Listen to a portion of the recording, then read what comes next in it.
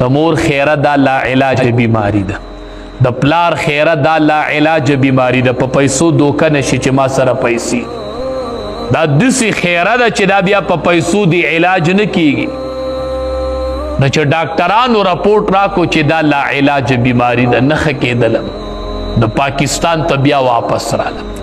هر څه مې خرڅ کړي دي، اوس هېڅ شی مې په مخ د ځمکه نشته دی، او د دې خېټې نار ناسم په دې ځای کې ناسم، او سوال کوم د دې خېټې دپاره چې دې خېټې ته مې څه راغی.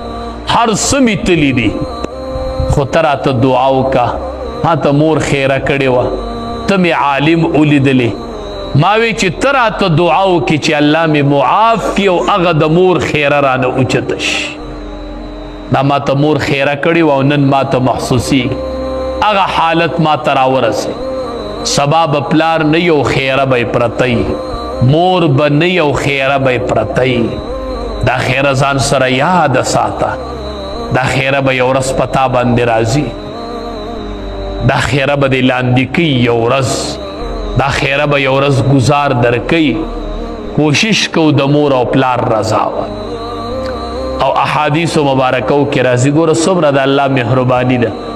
وی چې چا نه مور او پلار خپه تلي وي، وفات شوي وي او د ده نه خپه یي، دی اوس ستومانه دی چې زه څه چل وکمه. احادیثو مبارکو کې راځي دی وله دعاګانې کوي او استغفار دی وله غواړي. دعا دی ورته کوي، استغفار دی ورله غواړي. رب ارحمهما کما ربیانی صغیرا، الله رحم پې وکړي څنګه چې زه راکوټې وم په ما یې رحم کړی. نو دعاګانې ورته کوي او استغفار ورله غواړي.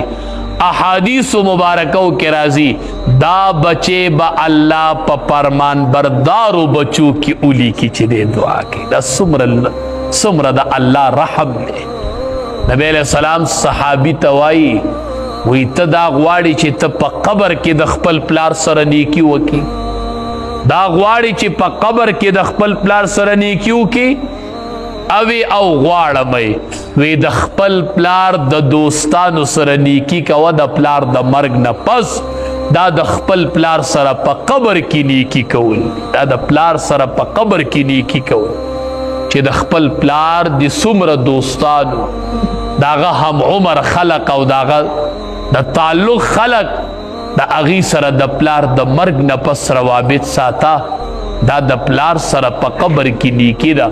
نو چې د چا والدین وفات دي نو دعا ورله غواړئ چې رب ارحمهما کما ربیانی صغیرا، رب ارحمهما کما ربیانی صغیرا. الله ته پې رحم وکړي، نورې دعاګانې ورله غواړئ، استغفار ورله غواړئ د دې مور او پلار دپاره. نو رب العالمین بم په نیک فرمان بردار او اولاد کې اولی کی. رب العالمین دې